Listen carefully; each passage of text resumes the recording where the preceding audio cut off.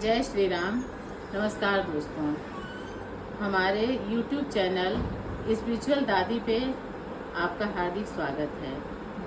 भगवान श्री राम की कृपा से मैं अपना एक नया YouTube चैनल बनाने जा रही हूँ, जिसमें मैं रामचरितमानस के बारे में और भी ग्रंथों के बारे में और उससे जुड़ी हुई आध्यात्मिक कहानियों के बारे में मैं आपसे साझा करूंगी, अपने विचार व्यक्त करूंगी, रखूंगी। और रामचरितमानस में जो भी बताया गया है, जितना मुझे समझ में आता है, मैं आपके साथ शेयर करूंगी। रामचरितमानस सबसे पहले किसने लिखी, कहाँ लिखी, कितने दिन में पूरा हुआ, मैं इस सब के बारे में मैं आपको बताऊंगी।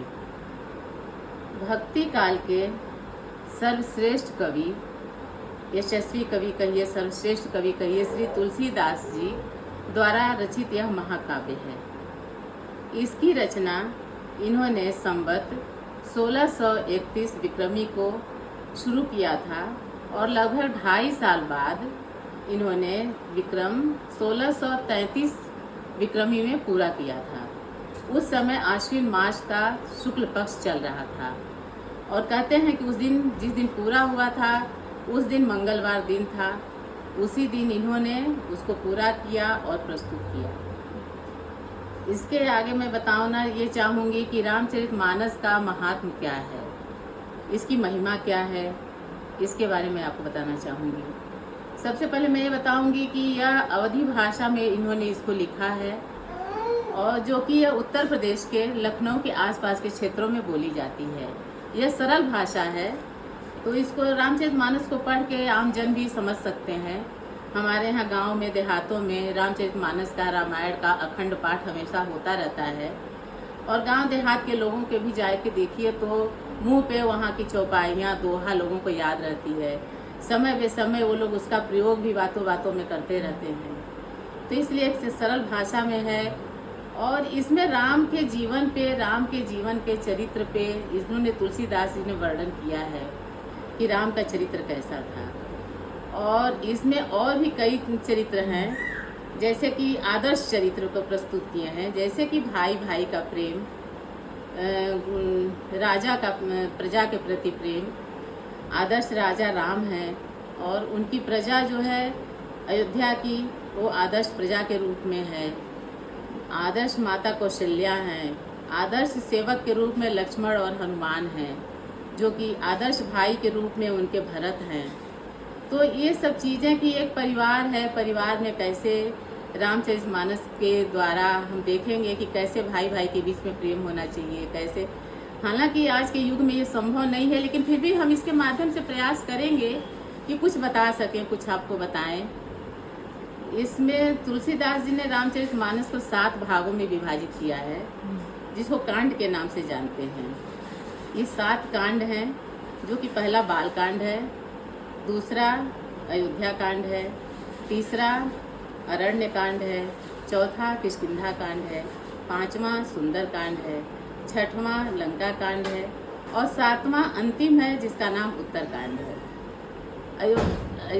सुंदर कांड जो है, इसको रामचरितमानस का हृदय स्थली कहते हैं, क्योंकि इसमें हनुमान जी के बारे में पूरा बताया गया है। और सुंदरकांड हमारे यहाँ, हमारे घरों में शनिवार को, मंगलवार को अक्सर इसका लोग सुंदरकांड का पाठ करते हैं, पूजा करते हैं। इसमें हनुमान जी का दिखाया है कि हनुमान जी कैसे लंका में गए थे और माता सीता का पता लगाए थे, लंका का दहन किए थे और फिर राम जी को आकर के बताए थे कि सीता मैया का पता चल गया है। तो इसीलिए इसको रामचरितमानस का हृदय स्थली कहते हैं।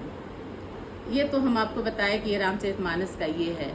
रामचरितमानस जो है हमारा एक महाकाव्य नहीं है, महाकाव्य तो है ही, महाकाव्य के अलावा एक समझिए तो ये रामचरितमानस एक राम का रूप है, भगवान का रूप है हमारे घरों में। इसीलिए पूजा घर में इसको स्थान दिया गया है।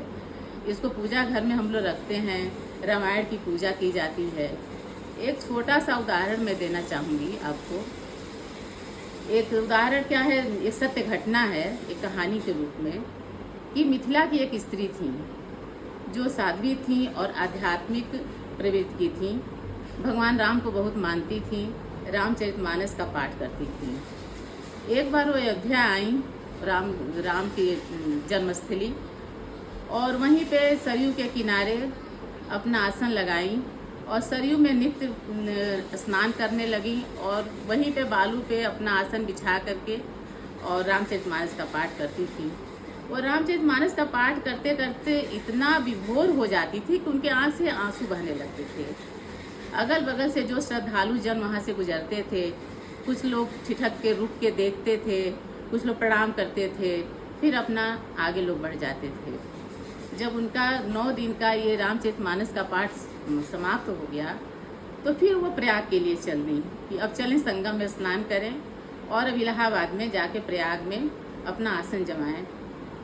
वह जब इलाहाबाद जाने के लिए ट्रेन पकड़ी तो जिस डिब्बे में बैठी थी उसी डिब्बे में अयोध्या के ही एक भागवत प्राप्त संत थे जिनका नाम गंगा राम दास था। वह उनसे मिले, बगल में बैठे थे, तो उनकी भाव भंगिमा को देख करके, उनके भावों को देख करके उनको लगा कि ये लग रहा है कि बहुत ही आध्यात्मिक महिला हैं और जैसे कि वो कहीं खोए रहना, जैसे कि भगवान में डूबे रहना एक चेहरा बता देता है उस आदमी का। तो उनसे बातचीत करने लगे तो बोली कि हाँ, मैं रामचरितमानस को बहुत मानती हूँ, मैं उसी की पूजा करती हूँ, उसी में भगवान का दर्शन करती हूँ, मैं इलाहाबाद जा रही हूँ संगम में। फिर गए। संजोग ऐसा बना कि जब वो गंगा में स्नान करके संगम में स्नान करके आई, बैठी, अपना आसन लगाई, तो संजोग से उसी वो जो थे संत थे वहीं से गुजरे। कह अरे ये तो वही महिला है जो हमको ट्रेन में मिली थी। तो वो भी बगल में आसन लगा के बैठ गए। जब वो रामचरितमानस का पाठ करने के लिए पुस्तक को, महाकाव्य को जब खोली तो देखते हैं कि उसके हवा कुछ नहीं चल रहा था, लेकिन उसके पन्ने जो हैं वो फड़फड़ाने लगे और उसमें साक्षात भगवान राम, लक्ष्मण और सीता का दर्शन हुआ। वो अपने को धन्य मनाने लगे और कहे कि अरे ये तो हमको, इनकी वजह से हमको दर्शन हो गया, साक्षात दर्शन हुआ।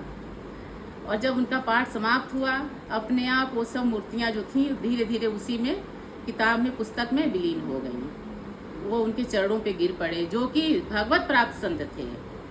कहे माता आपकी वजह से आज साक्षात भगवान का दर्शन हुआ। तो दोस्तों, ये है हमारे रामचरितमानस पुस्तक की महिमा। ये कहानी नहीं है, ये सत्य घटना है। अब सोचिए कि क्या है हमारी पुस्तक।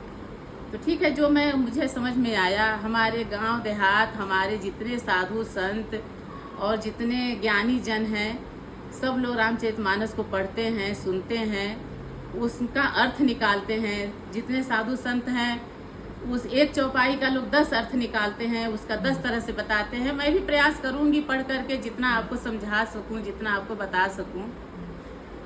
अब बस इतना ही, और आगे की वीडियो में फिर मिलते हैं और आगे मैं और बताने का प्रयास करूंगी। अगर आपको कुछ पूछना है तो मैं बताने का प्रयास करूंगी, कमेंट बॉक्स में आप पूछ सकते हैं। नमस्कार।